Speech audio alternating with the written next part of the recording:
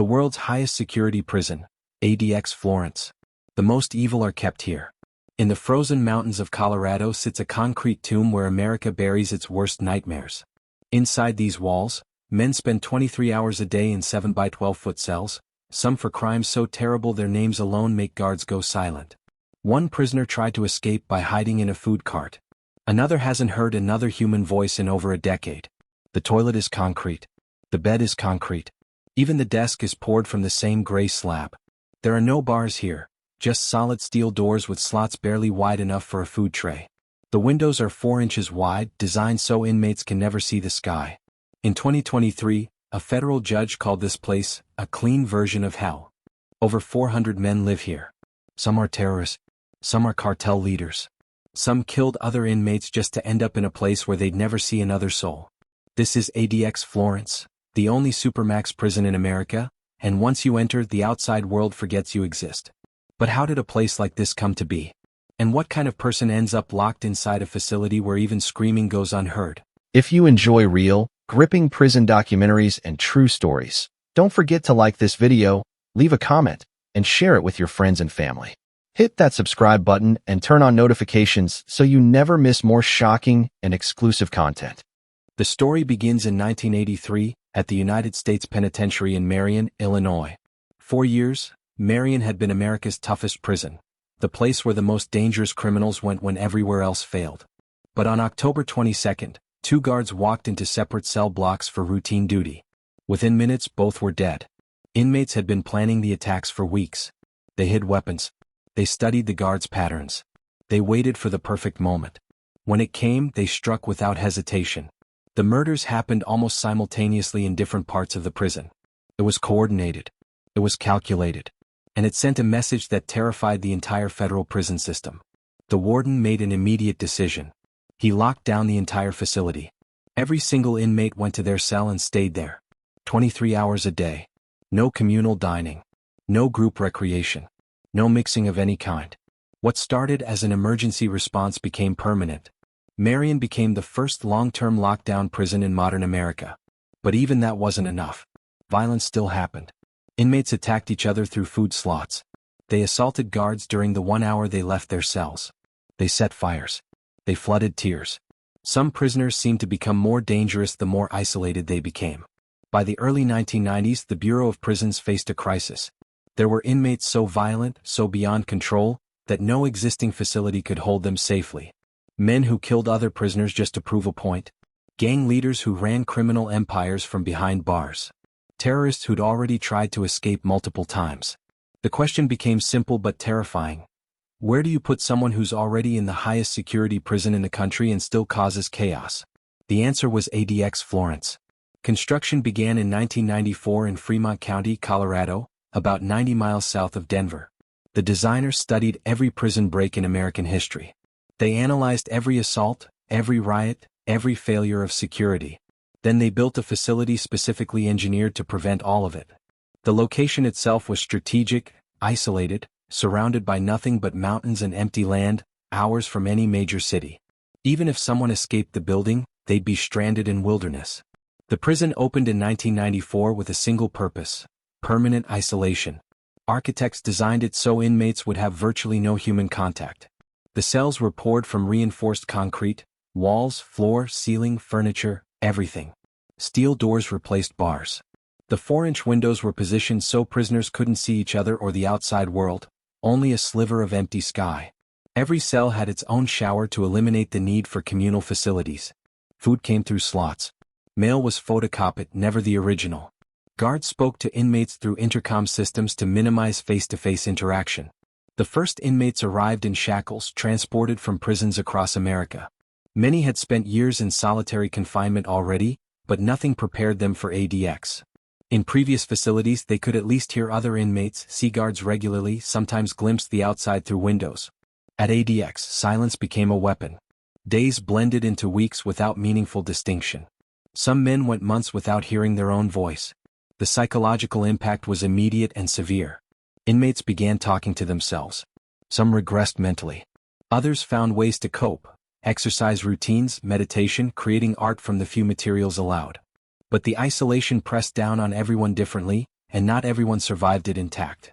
Within its first year of operation, ADX Florence earned a reputation that spread through every prison in America. Inmates whispered about it. Guards used it as a threat. And slowly, the concrete tomb in Colorado began filling with the kinds of people the world hoped to forget. The men who arrived at ADX Florence weren't ordinary criminals. They were the worst of the worst, pulled from maximum security prisons across the country because even those facilities couldn't contain them. The first to arrive was Thomas Silverstein, known in the prison system as Terrible Tom. He'd already killed 3 people behind bars, including a guard at Marion. After that murder in 1983, Silverstein spent the rest of his life in total isolation. When ADX opened, he became one of its first residents. He would spend 36 years in solitary confinement, eventually dying in 2019 without ever touching another human being again. Then came the bombers. Terry Nichols arrived after his conviction in the Oklahoma City bombing that killed 168 people, including 19 children. The attack destroyed the Alfred P. Murrah Federal Building and remained the deadliest act of domestic terrorism in American history until September 11. Nichols showed no remorse. His file marked him as an extreme escape risk with violent tendencies. ADX became his permanent address. Ted Kaczynski, the Unabomber, came next. For nearly 18 years he'd mailed bombs from a remote cabin in Montana, killing 3 people and injuring 23 others. His manifesto against modern technology had been published in major newspapers as part of the FBI's strategy to catch him. When agents finally arrested him in 1996, they found detailed journals describing every bomb he'd built. At ADX, Kaczynski received his own concrete cell where he'd spend the next 25 years until his death in 2023. The prison also housed gang leaders whose power reached far beyond prison walls.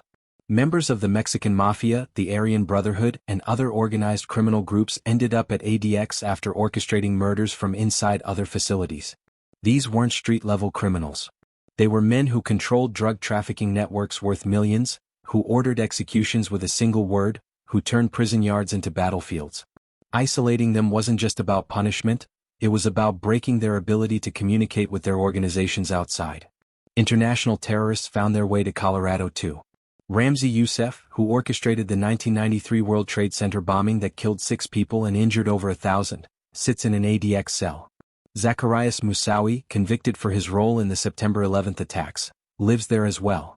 Richard Reed, who tried to detonate explosives hidden in his shoes on a commercial flight in 2001, spends 23 hours a day in isolation. The list goes on, each name representing an event that changed history, each person deemed too dangerous to exist in any normal prison environment. But ADX doesn't just house terrorists and bombers. It contains men who committed unspeakable acts of violence that made them legends in the criminal underworld. Some killed multiple inmates in other prisons. Some attacked guards with homemade weapons. Some organized riots that left facilities in ruins. Others were convicted of crimes so disturbing that protective custody wasn't enough. They needed complete isolation to survive, because even hardened criminals wanted them dead. The daily routine at ADX is identical for everyone regardless of their crime. Wake-up happens at specific times.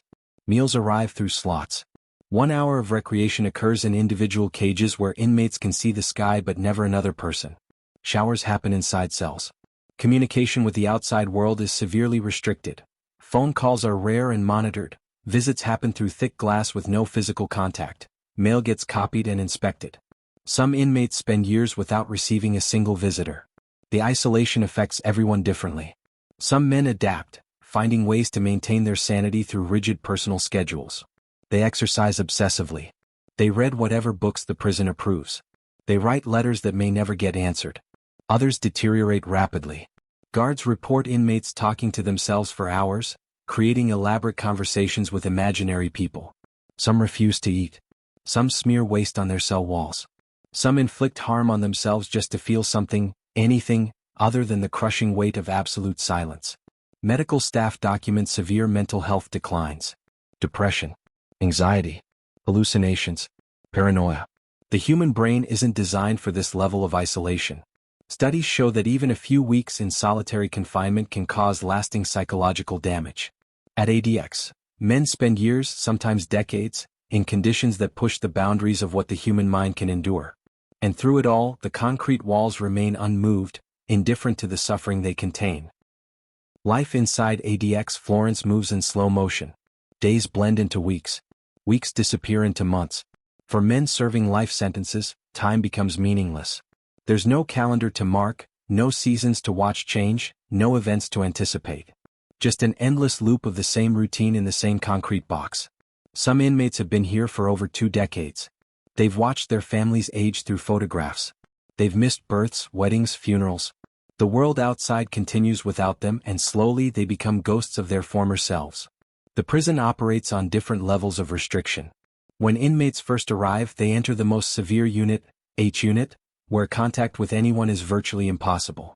Men can spend years here before earning the privilege to move to a slightly less restrictive section. But less restrictive, at ADX, still means 23 hours in a cell, still means talking to walls instead of people, still means a concrete tomb with a sliver of sky. Some prisoners never progress.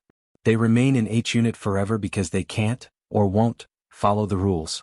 Others deliberately sabotage their own advancement. After years of isolation, some inmates lose the ability to function around others. They become so adapted to being alone that the thought of human interaction triggers panic. Guards report cases where inmates had opportunities to move to less restrictive prisons but refused, choosing to stay in the environment they'd grown accustomed to, no matter how brutal. The psychological toll continues mounting. In 2012, a lawsuit brought attention to conditions at ADX. Lawyers argued that keeping mentally ill inmates in extreme isolation constituted cruel and unusual punishment. They presented evidence of men smearing feces, cutting themselves, attempting suicide. The judge acknowledged these horrors but ultimately sided with the prison, stating that while the conditions were harsh, they didn't violate constitutional rights for most inmates. However, the case did force ADX to transfer some mentally ill prisoners to facilities better equipped to handle their needs. Still, the population remained high. As of 2024, over 400 men call ADX home. New arrivals continue as the criminal justice system identifies individuals too dangerous for conventional maximum security. Each one brings their own story of violence, terrorism, or organized crime. Each one faces the same fate: years or decades in isolation, cut off from nearly all human contact, living in a space smaller than most parking spots. The guards who work at ADX face their own challenges. They witness the deterioration of human beings firsthand. They deliver meals through slots to men who've forgotten how to hold conversations. They hear screaming in the night from inmates trapped in nightmares or psychotic episodes. They respond to medical emergencies, suicide attempts, and self-harm incidents. The job requires emotional detachment, but it's impossible to remain completely unaffected when you're the only human interaction someone has for months on end. Despite the severe conditions, ADX has never had a successful escape. The design works exactly as intended. Inmates remain contained, unable to harm guards or each other, unable to communicate with criminal networks outside, unable to organize or plan. From a security standpoint, the facility is perfect. From a humanitarian standpoint, it raises questions that America continues to debate. Critics call ADX torture. They point to international human rights standards that consider prolonged solitary confinement to be inhumane. They cite studies showing permanent psychological damage. They argue that even the worst criminals deserve basic human dignity. Supporters counter that these aren't regular prisoners, they're individuals who've proven themselves incapable of coexisting in any other environment. They've killed. They've terrorized. They've shown no capacity for rehabilitation. ADX keeps them contained and prevents further violence. The debate continues while the concrete walls of ADX Florence stand unchanged. Inside, men mark time in ways only they understand. Some count days. Some stop counting years ago. Some pray. Some rage. Some surrender completely to the isolation. And every day the sun rises over the Colorado mountains, casting light through 4-inch windows into cells where America's most dangerous criminals sit alone with their thoughts, their crimes, and their memories. The outside world moves on. Inside ADX, time stands still. For the men locked in those concrete boxes, this is where their story ends, not with dramatic escapes or redemption arcs, but with silence, isolation, and the slow passage of years that no one outside will ever truly understand. The Supermax prison in the frozen mountains does exactly what it was designed to do. It buries people alive while their hearts still beat. If you enjoy real, gripping prison documentaries and true stories, don't forget to like this video, leave a comment, and share it with your friends and family. Hit that subscribe button and turn on notifications so you never miss more shocking and exclusive content.